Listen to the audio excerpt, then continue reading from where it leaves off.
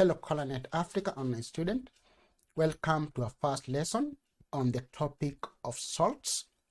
And today's lesson, we shall look at what salt is. So you're going to define salt. We shall look at types of salts. And a salt is a substance that is formed when the hydrogen ions in an acid are wholly or partially replaced by a positive ion. Those positive ions may be ammonium ion or metal ions. The number of replaceable hydrogen in an acid is called basicity of an acid. Some acids are therefore monobasic acids. That means the basicity of monobasic acids is 1 because you only have one replaceable hydrogen ion. Monobasic acids are generally denoted by HX. This is the only replaceable hydrogen atom in that monobasic acid. That means a monobasic acid has a basicity of 1. Examples of monobasic acids are hydrochloric acid, nitric acid. We have the methanoic acid, the ethanoic acid. Then we have dibasic acids. Dibasic acids are generally denoted by H2X, which means they have a basicity of 2 because they have 2 replaceable hydrogen ions. Examples of dibasic acids are sulfuric 6 acid. Then we have the sulfuric 4 acid, the carbonic acid, and then we have that acid. Tribasic acids. Tribasic acids are generally denoted by H3X, implying that they have a basicity of 3 because they have 3 replaceable hydrogen in the molecule. Examples of tribasic acid is the phosphoric acid. Some salts are normally salts while others are acidic salts. Some salts are normal salts. Normal salts, which means when they dissolve in water, they give a neutral solution, while others are acidic salts. Acidic salts implies that when you dissolve it in water, it's gonna give us hydrogen ions, and when you taste it with a red blue litmus paper, it turns a blue litmus paper to red. A normal salt is formed when all the replaceable hydrogen in an acid is replaced by a metal or metallic or ammonium radical. An acid salt is formed when a part of the replaceable hydrogen in an acid is replaced by a metal or a metallic or ammonium radical. That means we still have some of the hydrogen that are in the molecule, which means, in the compound, which means that acidic salt, when it is dissolved in water, you're going to have hydrogen ions being formed, which turns a blue litmus paper to lead. In chapter 3 of Form 1 chemistry, we found that zinc granules, when they were reacted with hydrochloric or the dilute sulfuric 6 acid, they produced hydrogen gas and a salt. And this salt was the zinc sulfate. Whenever you react a metal with an acid, you get hydrogen gas and salt as the products. Table salts such as sodium chloride, sodium hydrogen carbonate, ammonium nitrate, calcium phosphate, potassium carbonate, iron 3 sulfide are other examples of salts. Let's look now at the types of salts. There are 4 types of salts, namely the normal salts, the acid salts, the basic salts, and the double salts. Normal salts, as you have seen, they do not contain any replaceable hydrogen atom, which means if you dissolve normal salts in water, the resulting solution is neutral. It doesn't have any effect on litmus paper or litmus solution.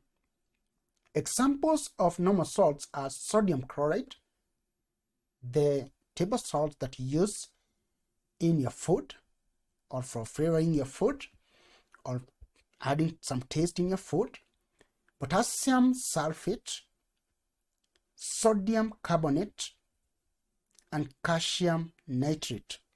Those are examples of normal salts.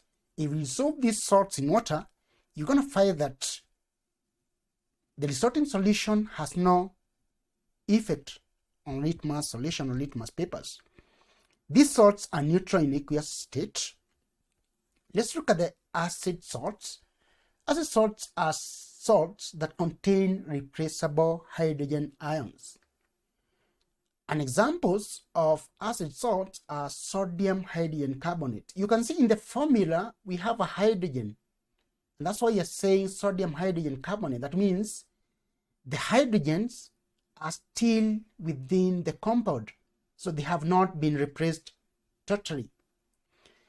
Then we have potassium hydrogen sulfate, which means the metallic ion did not replace all the hydrogen atoms from the acid or from the sulfuric acid. As you can see, this is coming from the sulfuric acid.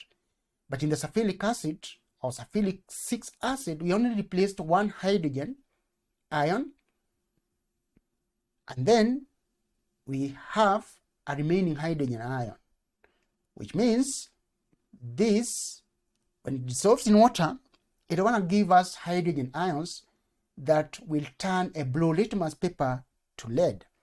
The sodium dihydrogen phosphate, we are only replacing only one hydrogen in the molecule of the phosphoric acid, so we are remaining with 2 hydrogens.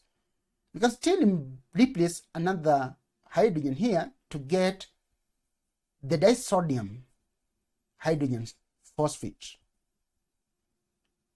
and still that is an acidic salt. They have acidic properties due to the presence of replaceable hydrogen. Then you have basic salts. Basic salts are salts that contain hydroxide ions in the compound. It is the presence of hydroxide ions in these salts that is responsible for the basic properties.